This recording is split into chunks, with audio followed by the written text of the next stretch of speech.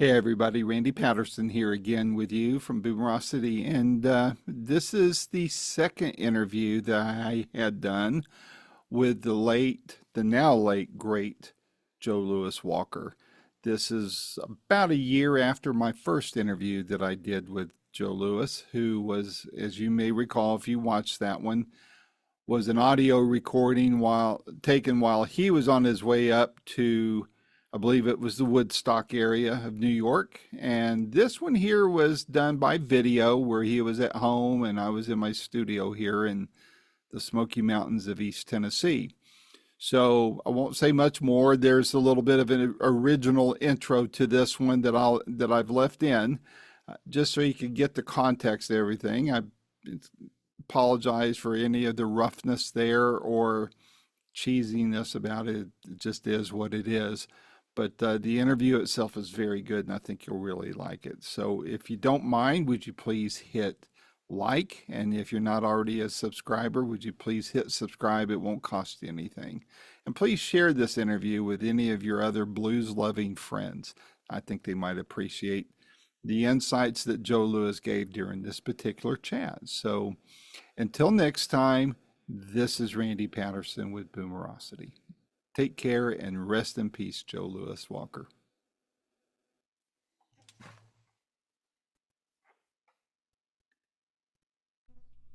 Hello, everybody. Randy Patterson here with Boomerocity.com. As you already know, if you've followed Boomerocity for very long at all, we love the blues. Absolutely love the blues. It has its roots in, or gave the roots to rock and roll, and has its roots in gospel, and Boomerocity loves it all. And one of our favorite blues artists, right up there on the short list, is none other than Joe Louis Walker. You may recall that we had an article on him last year. It was my first interview with him. We don't have the audio up there yet, but we will, and we'll set a slideshow to it. But this time we have a Zoom call with Joe Louis, and it was absolutely wonderful. We had a great chat. We we solved world hunger, I think. But we talked about the pandemic. We talked about some of the controversy with some of the artists. We talked about Clapton and others. And it was a great, very open and frank chat, and I loved it. It was phenomenal. And of course, we talked about the new album that you see here behind me called the Eclectic Electric. A great album, of course. You don't even need to hear me to tell you that. You can just go order it. Order any of Joe Louis's albums. As soon as you hear that he has a new one coming out, just pre-order. So anyway, had a great chat. I know you'll love to hear this one. And so without any further ado, here is my Zoom interview with the great blues great Joe Louis Walker. Until next time, this is Randy Patterson with Boomerocity.com. Take care. Data. Hello there, Joe Louis. How you doing? Hey, I gotcha. I'm becoming pretty good at this stuff, man. Let me put this up here so you get a better view of me. Oh, right. I like that background you got there. I thought you might. I had to steal like 20 album covers to make it. No.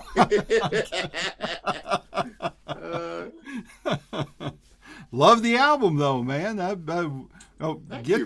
Get to that in a minute, but gosh, it's been, I think, if I counted correctly, about 14 months since you and I last spoke, and that was the first time I spoke with you, and pandemic was in full swing and all that. How have things been going for you during that time? Well, it seems like we're not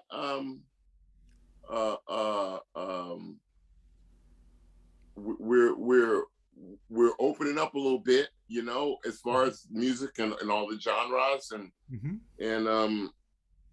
we're I won't say we're all seeing daylight, because at any time things can change, you know, like they've done numerous times. So, but I can say that it's given us a shot of positivity. At least most of the musicians I know, it's given them a shot. There's other musicians, of course, who, you know, have gotten caught up in the political game with this thing, and there's no win in that. No. if Van would have asked me, I would have told him, Van, we just got through recording together, me, you, and Dion. Okay, we did really good. Okay, there is no upside to whatever you're saying with this thing, man. Either side of the coin you're on. It's just it's hard to get everybody rolling in the same direction, so to speak. Especially when we're not even talking about the same thing in essence. Some people are talking about a medical thing that's political. Some people are talking about a political thing that's medical. You can't win in that one, bro. No. You know what I'm saying? Or a religious thing that's political, or a political thing that's religious, Or a religious thing that's religious. That's right. So you got that right. So the best way we can do it is, we see this little opening of people coming back, trying to, get out and do things that we've done before this tribulation hit us all. Mm-hmm. And trying to navigate it. And to be quite honest, we could make 100 steps forward in a week. And then in 20 minutes, the powers that be could say, oh no, we got to go back to square one. Yeah. We're at square 100 now, man. No, we got to go back to square. And, that's something that we got to deal with, and can't take it personally, because you can't outpray a pandemic. You can't shoot it. You can't. It didn't get voted in. So I mean, I don't know what to say other than whatever we do, as long as we do it together, usually we come to. We it's very hard for anything to beat us when we're unified. Yeah. When we were not unified, we have a tendency to. I don't know, take everything personally, and we don't. My favorite saying is this: we don't talk to each other. Sometimes we just talk past each other. We don't disagree anymore. We despise each other now. Because you don't agree with this. And I got to be honest. 80% of the people that I've met, from China, from Paris, France to Paris, Texas, from Birmingham, England to Birmingham, Alabama. From Morocco, Africa, to Manhattan. 90% of the people are nice people. They just want to earn a living for their children and have a better life. You got 10%, usually a large percent of them are politicians, and the politicians, I won't say everybody, but we all know this. The politicians are like most human beings. They're ran by self-interest. Yep. Regardless of the party. Regardless of the party, and so what happens now is we have a lot of big business lobbyists, regardless of what it is, mm-hmm. And they pay the politicians. Oh, they don't pay them in cash. All right, they've got yachts, they've got planes, believe me, it's cash. Oh, yeah. and the people don't have an advocate when it comes to having a lobbyist or anybody like that. So usually we sort of have to figure things out on our own, and so, but be that as it may, we've got each other, we've got music, we've got more things that bring us together, way more things than similarities than we do in dissimilarities. And I think the hardest thing to do is to remember that. And I'll leave it alone after this.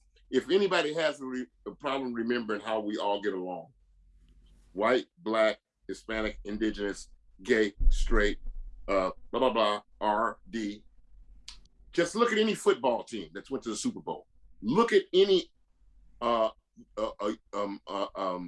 Army unit that we've had, be they Navy SEALs. There's women on Navy SEALs, and there's gay women on Navy SEALs, mm-hmm. Okay? And they're tougher than 90% of the guys that run around here doing what they claim they're doing. Mm-hmm. But look at any great musical outfit, Booker T and the MGs, half white, half black. Look at anything from this country, and be the pinnacle of what we've done 9 times out of 10 has been because we've done it together. That's right. That's right. Yeah, it really is. And if we can keep that in mind, there's more of that than there is of all the other stuff thrown around. We need less of this. The smartphones. Well, a very famous guy called Tricknology. Yep. And until the day I die, I think that's the smartest thing Malcolm X ever said. Well, it's just Tricknology. yep.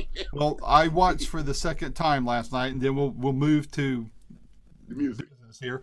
But I watched for the second time a show that I don't know if you've seen yet or not. It came out last year called The Social Dilemma, and it's on Netflix.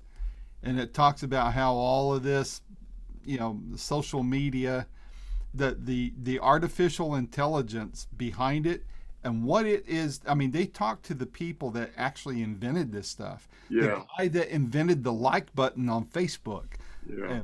former executives of Twitter and Facebook and Google and all of that.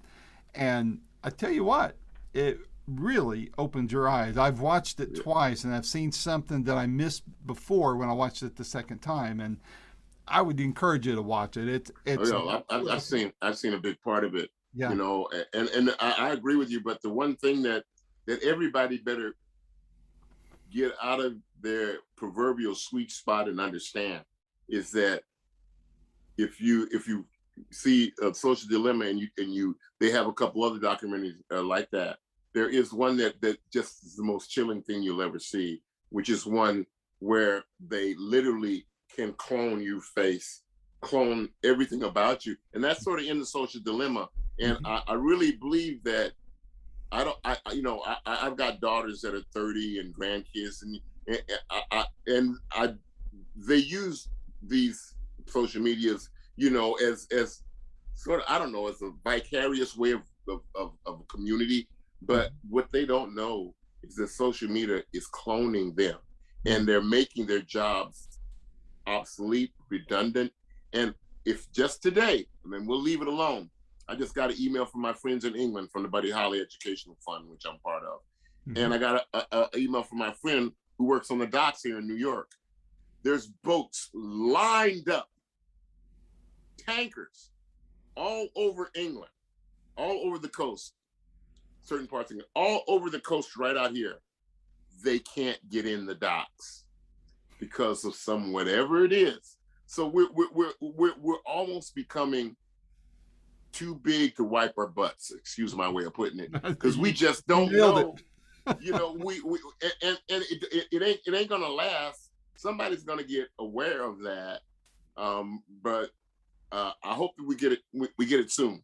I agree. I hope we get it soon. Well, on the musical front, you were alluding to it. Last week, I was at Eric Clapton's concert in Nashville, and Jimmy Vaughn opened for him, and so I interviewed Jimmy 2 or 3 times, and Nathan East, who's Eric's bass player, I got to interview him. Didn't get to meet the guys because of the restrictions and stuff, but I tell you what, the place was packed. No problems. It's been a week, or a week tomorrow. So far, nothing on me yet as far as the pandemic. Tomorrow night, I'm seeing Santana. There is some normality coming back as far as I'm concerned. But like you said, all it takes is, a phone call, a news flash, an executive order, and all of that can change, But I'm going to enjoy it while I can. Well, it's unfortunately, it's not all right or all wrong on either the way you look at it, but on the other flip side of that, I really look up to Garth Brooks for canceling his tours because he knew that having 80,000 people in a room and, with the politics behind it, the music sort of gets taken out. He has a conscience that if something happens to somebody who doesn't want to wear a mask, who's 100% against it, it's a fake, great, believe what you want to believe. But you might get, COVID from someone else who that's not wearing a mask either, but they've been vaccinated. Okay, so now you're going to catch it from somebody else that's done this. So in the end, both people feel like crap because the person that's wearing the mask. So in a way, it's a shame that politics is involved in it. But I really feel that unless the politics come out of it, we're not going to solve it. Yeah. And the way that it is now, everything is political in this country. In this country, It's sad. It's sad. everything And political. I like it when music isn't political to a point. I mean, if Well, that show you went to is heck of political. yeah, You know, I mean, you know, I mean, the vitriol that Clapton's getting for saying what he said. But then again, you know, I gotta. but he spoke as one vaccinated and the effects of that vaccination on him. So I mean, I hate to, I hate that he's getting beat up over on one hand because it's not that he's saying don't get not necessarily saying don't get vaccinated. He's saying, man, I got vaccinated and it kicked my butt, So yeah, but is he alive? Yeah, is he alive? Yeah. Okay, Yeah. I got one point, and I'll leave it at that. And this is the other side of that coin, because I got people in my family that refuse to get vaccinated. Okay, but then again, the daughter or the son of mine that refused to get vaccinated didn't. Well, my grandson caught it. Okay, now, nothing against Eric or Van Morrison or anybody that believes one way or another. Nothing against my daughter. I love my daughter. And my grandson has pulled through the COVID. Being 4 freaking years old, he can't make a decision like you or Eric Clapton or my granddaughter.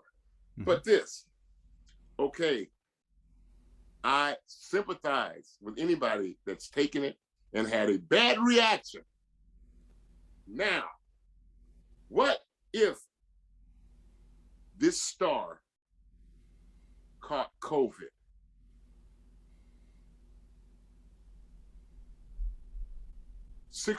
Over 20,000 people have died from it.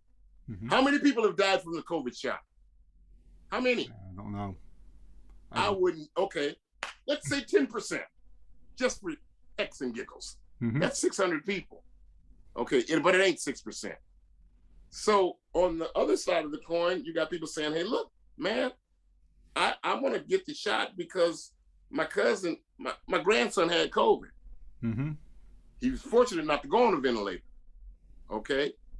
My niece wasn't so fortunate. My other grandniece wasn't so fortunate. My other grandniece wasn't so fortunate. Okay. And my nephew, my grandnephew is on a ventilator. Okay. Now, if somebody asked me, I would say, hey, man, hedge your bets. Because Eric Clapton did. He got the COVID shot. He got it. Comrade 45 got the COVID shot on the way out the door. It amazes me, wherever you sit on the political spectrum, that anyone would say, don't you take it, but I took it. Right. Okay. That right there is a red flag. And believe me, the other way around. You better take it and they're not, Well, if you put it like this, I guess that's the way to look at it. I try to just because I believe one way, I don't necessarily say I've got the, I'm just a lowly blues musician. So so much. Darn good one too. but I'm glad I don't ever tell anybody don't or do. That's your personal decision. And I sort of get perturbed at the government, because depending on who's in power, they're both going to say something different. But it's amazing that all the people saying anything have all been vaccinated. I'm cool with that. Okay, but now if you've been shooting dope for 30 years and your hands hurt, your neck hurt, this hurts, you have a soft valve in your heart where most people who have injected drugs get. You can't blame that on anything, man. You don't know what that's from, bro. You don't know what it's from. But I guarantee you, all my friends are on tour now. I know Nathan East. I know Baby Doyle. I know Clapton's old band. I know Jimmy Vaughn. I know them all. It's like me and you were saying, it's a drag when it becomes political. Yeah. Because that's not the only political statement that those two guys are making. they're making another statement too, and we'll leave it out of here. But if you're a woman, if you know any progressive women who might want an abortion, you might want to talk to them too about some guys some musicians sitting with a governor who's telling them that they can't be in control of their own bodies. Right. Well, you know, from where I sit, try that one on, boy, because I don't want to touch you with a 10-foot pole, you know. But I guarantee you, I ain't taking no pictures with them on either side. I'm not taking any pictures in with them because I was in England. I was living in England, you know, when somebody made the statements that they made about all the coons go back to Africa. And I was in England. I was part of Rock Against Racism. I was one of the people on Elvis Costello's label, Demon, that helped start that whole thing because I was asked to. And it was in direct response to some big rock blues guy who came out and said those very hurtful things. And so now, and to fast forward it to now, since we're on this subject, I'll just be honest with you. Fast forward it to now, the guy made a movie called Life in 12 Bars, okay? Where he apologized somewhat. But then you fast forward it now, and you're taking pictures with the governor who says people like me shouldn't be able to vote, or women can't be in control of their own bodies to get or have not an abortion. Well, you're making a statement when you do that. It's like if I was to take a picture with Louis Farrakhan, and my wife's Jewish, which she is, that would be pretty weird. Be pretty weird. Okay. So that's.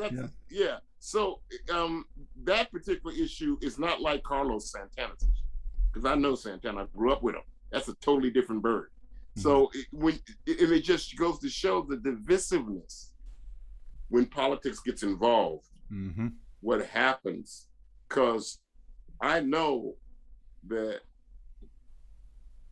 rock star / blues star that you're talking about, you ain't seen, and the other guy from Dallas, Texas, I know him very well. He's played behind me many a times. Still my friend. You can have to think what you want. You know, I knew his brother, SRV, totally different guy. Same father, totally different guy. Father was one way, the older brother learned that way, the son rejected that way. Okay, now, hey, you know what? I was a lot closer to the younger son, but the older son, I'm cool with. I have, you know, it's like, it's just amazing because music should bring us all together. And when we start eliminating each other, saying some of us should go back to where we came from, you know, and the irony is that a reggae guy from Africa, a reggae guy from Jamaica wrote the song that brought your whole career back, which was I Shot the Sheriff. And you didn't even send him a thank you note. And I was around England when they interviewed that reggae guy.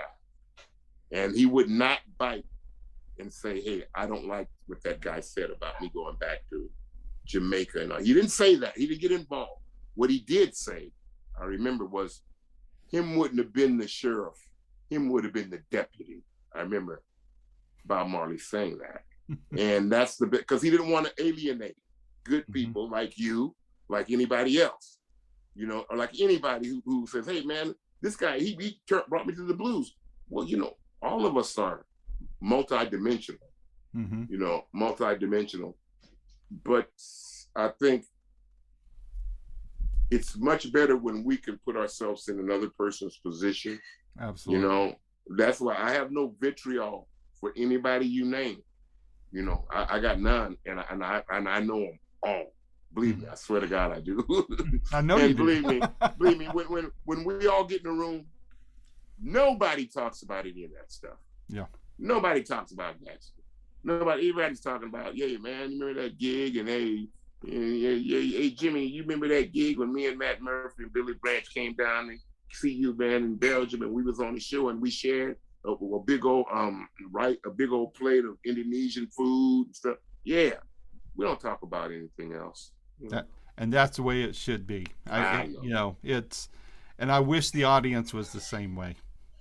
Yeah. Well, people are people. Yeah. I believe people are people, and you know, I believe that we're all sometimes, I won't say manipulated, but we all are. We're always being trying to move in a certain direction. And like you were saying about social media, if you look on social media, by the end of the day, you'll have every emotion that a human being can have. You'll see it on all plus some. on something that's not true. You know what I mean? On something Yeah, that's not true. But anyway, see what you started? I'm sorry, I accept full blame. So as we speak, the album that we're to talk about, Eclectic Electric, that's due to hit out in a couple months. So, you know, obviously not everybody's heard it yet, but those of us who have, and I'll share with you my opinion, but I'd be curious to hear what you're hearing about the album from those who have been privileged enough to hear it ahead of time. Well, I've done some interviews, and they really get it in England, you know. But then, I mean, England's like my second home. Yeah. And to be quite honest, the name of the album, everybody says, well, the name of the album is very apropos because it is very eclectic. Mm-hmm. It's electric, except for one or two cuts. And of course, the first 3 questions I get asked is, why did you do Werewolves of London? 2 questions, but mainly, why did you do Hotel California? And how did this come about? And the way this came about was, this is my 30th album since 1986. Since I came back to playing blues from gospel. Mm-hmm. And from day one, every record I've ever done coming back has been totally eclectic. Mm-hmm. I've done all blues acoustic records. I did one with me and a guy named Bruce Katz and a gentleman named Giles Robertson from England, mm-hmm. called Journey to the Heart of the Blues, mm-hmm. to Soul of the Blues or whatever. And we did pretty good on that one. I just went back to my roots. That's about 4 years ago. So to answer your question, what happened was I had a lot of requests, you know, from different people in the business, producers that I've been fortunate to work with, some great producers, record company, friends that own other record companies, the fans, musicians, my own family. What would you guys like to hear me do? And everybody, to a man and woman, says, well, you know, Joe, we're used to you doing your stuff. We're very aware of you doing traditional things and working with all the other greats like, you know, Otis Rush and Buddy Guy, and you've worked several times with Cotton, several times with BB. But you know, you really have touched a lot of people when your version of from the Beatles White Album, when you guys, all you artists paid tribute to the Beatles, me, Junior Wells, Taj Mahal, mm-hmm. and you did Why My Guitar Gently Weeps. They said, man, that was just so different. And then another guy said, well, you know, your version of Heart of Stone, when you did the Stones tribute that they asked you to do along with Junior Wells and a bunch of other people, that was totally weird, man, but that was so cool. Man, you know, when you did what's so funny about Peace, Love, and Understanding, you know, why did you do that? I said, because I was on Demon, and I know Nick Lowe, the guy that wrote it, and when they were doing that album for different artists to do it, he asked for me to do What's So Funny About Peace, Love, and Standing, because he thought that my voice would bring something different to it. Mm-hmm. And my story, my backstory would be, you know, I could. So in essence, I had people asking me to do things that they figured that I could bring a different take to. And so the 3 songs, I must have had 30 songs I looked at, you know, people's suggestions. And some of them I just, you know, I couldn't get my head around. But I like to do stuff a lot of times that I have a personal relationship with people. So like when I did Werewolves of London for this record, we totally switched it, funked it up. And the only thing rocking about that song is that my brother from another mother who helped write that song, Waddy, played slide on it for me. And so me and Waddy have this juxtaposition when we play. He can play soulful, I can play rockish, he can play rockish, I can play soul. But he's known for bringing, we call it the loud. Why he brings the loud, whether it's with Linda Ronstadt, my favorite album of all time, Talk Is Cheap, with Keith and Expensive Winos. Okay. The next song we picked was, and we switched it around too, was All She Wants to Do Is Dance, which was a big hit. But another one of my friends wrote the song and was going to play on it with me, but he got too busy. That Danny Kachmar, but he's with the immediate family, him and Waddy, so Danny just got too busy. The other song, the total outlier, was Hotel California. And the reason I did Hotel California was when they sent me some real iconic tunes. You know, I wasn't about to do Let It Be unless I did it with a choir. You know, I don't mind. I love Beatles songs. Or with Alexis Suter, she does a killer version of that. No, with a choir, yeah, she does. But also, somebody sent help, but my friend KD Dennett, KJ Dennett, the greatest version of help I ever heard. Her and Wee Willie Walker did too, other than John Lennon, of course. So, but when somebody sent me Hotel California, I was thinking, you know what, I could make this more of a bluesier with a reggae-ish funky beat, and then I'll bring in Morale Coryell to play lead guitar, and I'll play the foil to his lead guitar.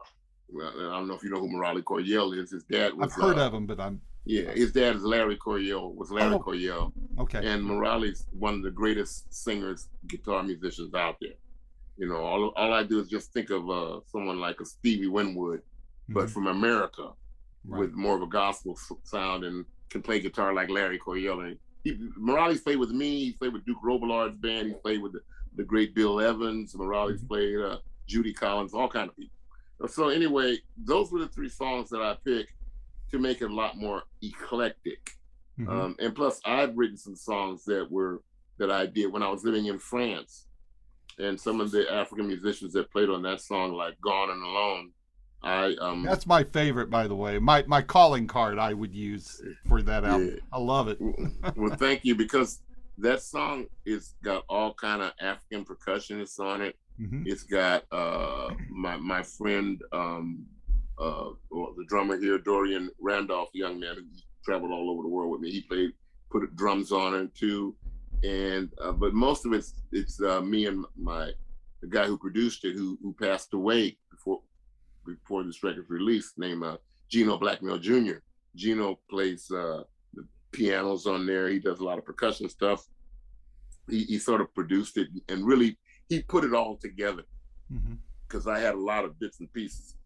And my friend, another friend that's on the record, that's on a couple of cuts, also from the Bay Area, that's on there is a friend I named it Picasso when he was playing with me, but then he started a band in San Francisco called Picasso Knuckle Boogie.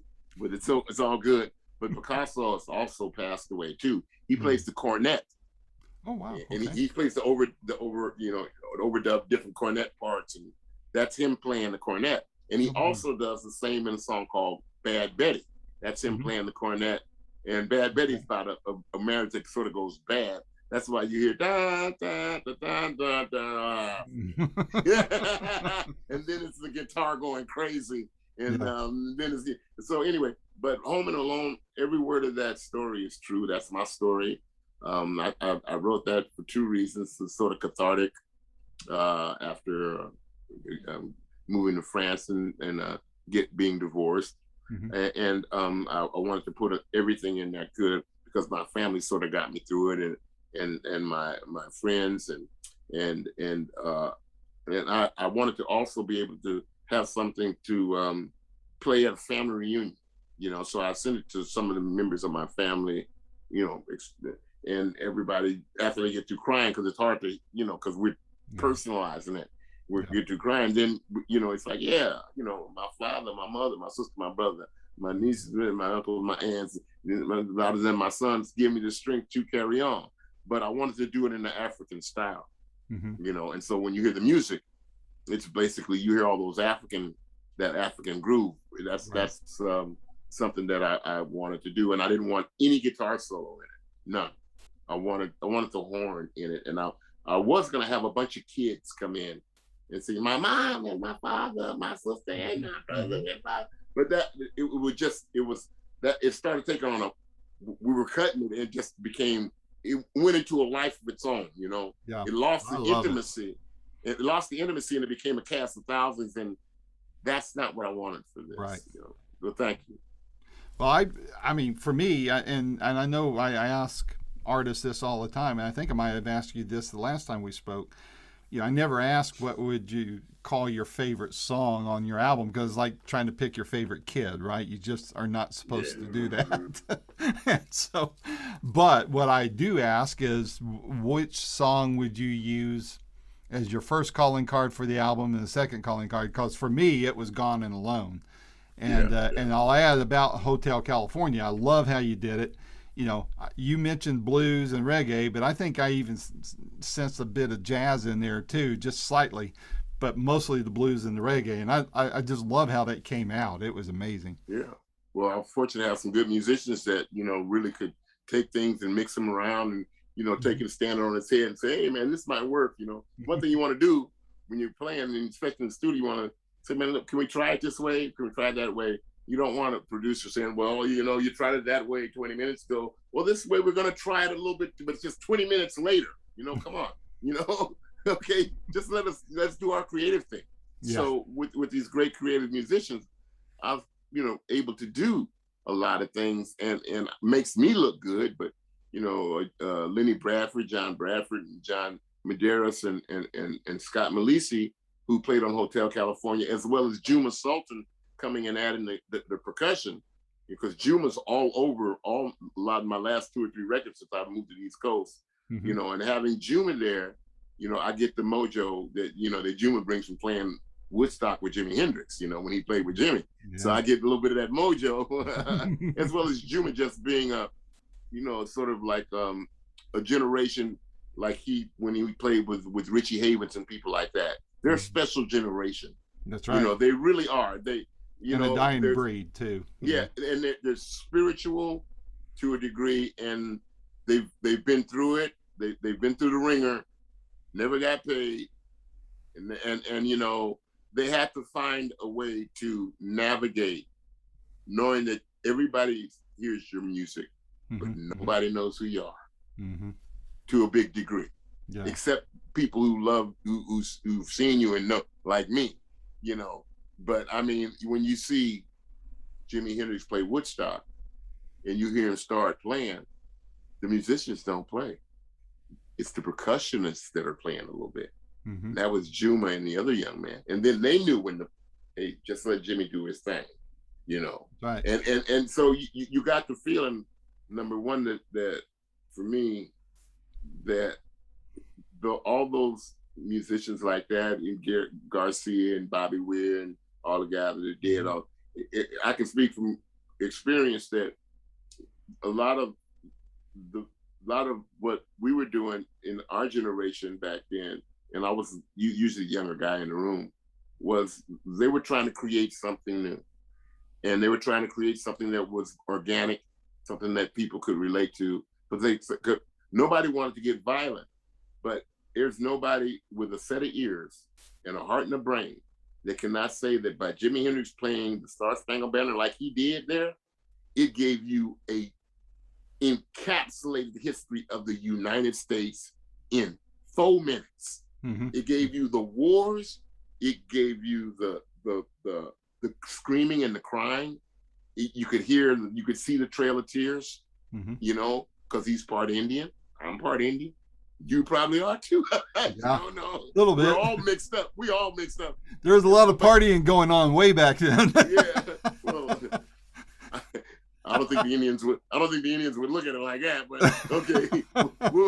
but anyway. But some drunk Irishmen would. So yeah, and some drunk everybody. But you got to hear with your ears what all that we have, the effect of all these things, these wars, these that, without him saying one word. And to me, you know, when you guys play jazz, it's great. I'm in the Thelonious Monk Institute. I open up for Thelonious Monk. I know a lot of great jazz players.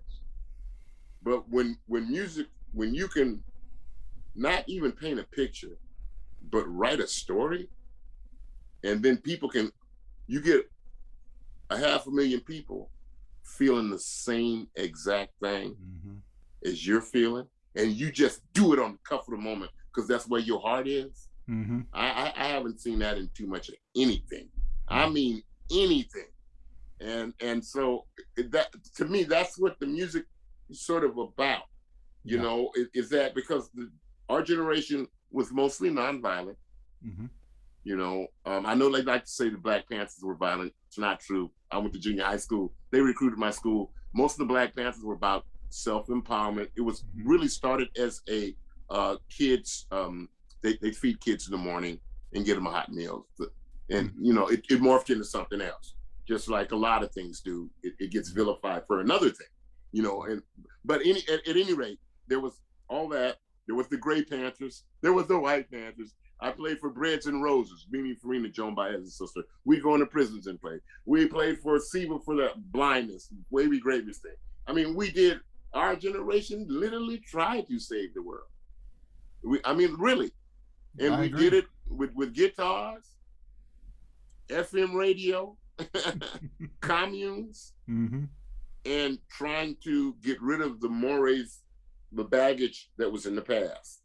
And if you listen to anybody from, you know, All You Need Is Love, you know, to Here Comes the Sun, to Curtis Mayfield, moving on up to Sly Stones, Don't Call Me This, Don't Call Me That. You could say that and you got it. Yeah. You got it. You got it when Marvin Gaye said, Mother, mother, what's going on? Brother, brother, you know, who are they to tell us? Because all we doing is having fun. We're not, you know, because Marvin Gaye's brother went to Vietnam and got all screwed up. You know, why did Fogerty write those songs? Fogerty was one of the few that got drafted. Yeah. Okay. So John never forgot. That's right. So when he said he wasn't a fortunate son, it wasn't some esoteric BS that some guy who claims he's a country star is doing now. And it wasn't that. It was real. Yeah. You know, and Fogerty's real till the day. Yep. So I think that, you know, music serves that purpose, you know, and I try to do a little bit of that in everything every album that I do. That's why sort of going along sort of touches a little bit on just a little bit of you know, family, how our families are important. And you know, we all go through tribulations. That's right. Everybody's got a story, man. Yep. Everybody's got a story. They sure do. Well, what's on your radar for the next year or so? You got this album dropping in a couple months, and then what? Yeah. What are you going to do? Well, I go in Switzerland. Really, my first European trip next year in Southern Europe, Italy, and places like that. And I'll be playing the 15th of this month at the Cutting Room in New York City to promote this record release, and we're doing some more gigs after that. I got a couple more projects on my plate with friends of mine, and what I've been doing, I must have played on about 20 of my friends' records. So every time you see a record, a lot of them I'm playing on their records, you know, which is sort of cool. I like doing that. So I'm just gearing up to hopefully, you know, like we were talking earlier, it's sort of hard to make a definitive plan, you know, in our field. I mean, even if you're doing what you're doing, it's sort of hard. You know, if you're going into a radio station, you might not be able to go in there, you know, because everything could be shut down, and we just don't know. Yep. You know, we just don't know it. But I try not to make it like my plight's any worse than anybody else's. Right. Because it's not. I don't take it that way. Yeah. Yeah, I don't take it that way. And I try not to get too, you know, I don't think that my way is the only way. you Right. know, and I try to sort of look at, you know, what's going on in our world, try to look at it like that, and try to take a little bit of the personal stuff out of everything that's going on. Everything now is personal. Yeah. You know, I mean, it's just so personal, and it's just, you know, it's you got to really. If I ever write anything, I step back and I tear it up and I wait an hour. Then I look at it, and I'm not kidding you. I look at it and I say, you know what? I ain't putting my no. I'm just writing. You know, I mean, I get from so many interviews. Well, Joe, what did you write during the pandemic? Did you write a pandemic song? Hell, no. There's nothing about the pandemic to me that's inspiring to write about. Be it the negative way, or be it whatever positive way. The only thing I want to do is when and if this thing ever gets over, is to write its obituary. That's all I want to There do. you go. I can't wait to hear that one too. Oh yeah. Well, Joe Louis, this was fun, just like the last time. And I'll tell you this: my door is always open here. Anytime you've got something going on that you want to get the word out, you know, I'm not Rolling Stone magazine, but I got quite a few. I hate to use the word followers, but you know what I mean. They're readers, they're viewers. And I always love working with John Lappin. He's phenomenal. He's on my short list of favorite people as far as publicists are going. He's amazing. He really is. And so, but my door is always open to you on this kind of stuff. And I keep my eye on your itinerary so that if you get anywhere within, quick driving distance for me, I want to come see you, come bump elbows or shake your hand, hug your neck, something. Yeah. And, well, no.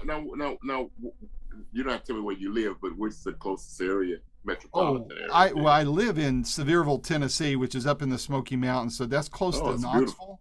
But I go to Nashville all the time, Chattanooga, Asheville, North Carolina, Greenville, North Carolina, or Asheville, South Carolina. So that whole. Yeah, I know the area. Uh-huh. Yeah, well, when I do, I will definitely let you know.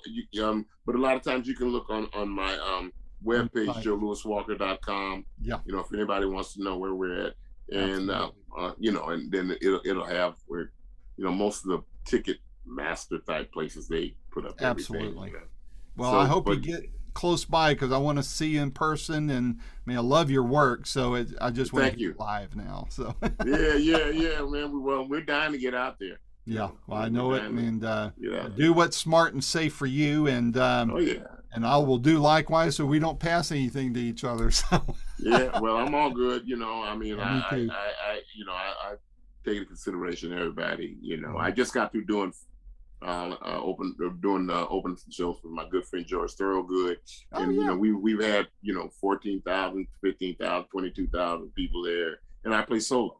I come out and do my little thing, and there's people believe in all kinds of things, and I like to talk to regular people. I want to talk to politicians, man. Yeah. I really don't, because I don't really care. Not that I'm a snob or anything, but I just to join that club. I've known enough politicians and played for enough presidents to know, just to join that club, there's some, some squirreling. You got to be part squirrel and part rabbit.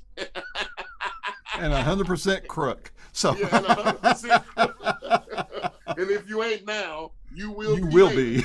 Yeah.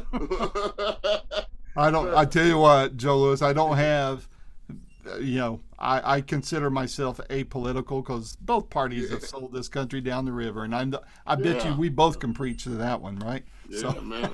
Yeah, you can take, you can always just really sometimes, what I do this with music too, and I'll let you go after this. If you want to see how sincere somebody is about what they say or what they're singing, turn the music off. Look at them. Mm-hmm. And I can guarantee you, I can tell you, if a guitar player stands in the mirror and makes all the faces and all the stuff before he knows the guitar. Yeah, I can tell you when a politician is lying. There's certain giveaway points. You can but you can scientifically look, at how many times a person lied, how many times their eyes dart to the left. or how many times they got to sneak up on a glass of water. Yeah. Yeah. That's a good. Oh man. Oh, And almost never get between them and a camera if one's around. Because no, man, no. But we could go on forever bashing politicians. Only one request I got, if we can ever row in the same direction, is ultimate power usually begots ultimate corruption. Yep. So if you have someone that's in power for 12, 13, 15, 18, 16, 20 years, then something's going to go wrong. So we are really smart as Americans. We don't like it when someone like Putin's in for 22 years. We don't like it when someone like Xi's in China for 14, 15, 18. Well, you know what? Some of our guys have been there 47 years. Some of our girls have been there 14 years. You cannot tell me that they're serving us anymore, baby. Hey, go in poor and come out rich. Yeah, go in poor. Both parties, so, we do need to just, how should we say, I won't say term limits because certain things have a certain, but after a certain while, go already. That's go. Right. Okay. The president can only be elected twice, 8 years. Why should a senator have 28 years? That's right. And then become president, and then he done got 47. Next thing you know, this dude's been in office on the public dole for 56 years. Yeah. All his life. So he's willing to say anything about anything to anybody. That's right. And that goes for all of them. That's right. So they George Washington refused to be president again. He literally refused. Yep. The last one was FDR was going to do 4 terms, and God stepped in to that, or whoever. So that should be it. That's man. That's right. Look, That's right. This That'll preach, man. You can come and stay. You can come and stay at the house for a while, but you can't move in. That's right. Come on. That's right, man. I have a feeling you and I could solve all the world's problems over dinner sometime. We may ought to try that. Well, it's bad when you have we're having a committee to save the country's debt, and so the credit's good, and the chairman of the committee goes to sleep in front of the whole world. So it shows you what he cares about, saving America. That's right. He didn't get enough nap. That's right, man. Well, you've been napping for 50 years up in here, man. That's right. We thought you were going to evolve, He needs to go home and stay home. Yeah, please do. Put him in one of them retirement homes. That's right. But anyway, I enjoyed talking to you, and likewise, I love it. We talk about more than music, and we try not. We're definitely not here to offend anybody's sensibilities. We're just two guys talking. But I always enjoy talking to you and most of the gentlemen and women that I talk to, because we all care. And we do. That's the big difference between us and some of the lucky individuals that we're talking about. I just don't think they care, and that sort of hurts. And that crosses any line. That's right. Any line, any race, any sex. When you don't care and you show it and you treat people in that manner, it just hurts. That's right. And there is a thing called karma. It does come back on you. That's right. It'll come back. And so hopefully we'll walk in and sit in the sunshine one day. There you go. Well, I hope to see you in person soon. And like I said, Joe Louis, my door is always open to you. So anything you got going on, we'll chat about it so others can know about it. Well, thank you much. And I will talk to you later. All right. Take care, my friend. Bye-bye. This has been another fun-filled episode of Boomerocity with your host and producer, Randy Patterson. The theme song is Roll the Dice and is recorded and used by permission from Quinton Hope. Quinton is spelled Quinten, and Hope is Hope. And you can find out more about Quinton at quintonhope.com. Post-production is done by Cardinal Sins Productions. The Boomerocity name, logo, and content is copyright protected. Segments may only be used with written permission by Boomerocity and or its assignees. Inquiries should be directed to input@boomerocity.com. Copyright 2025.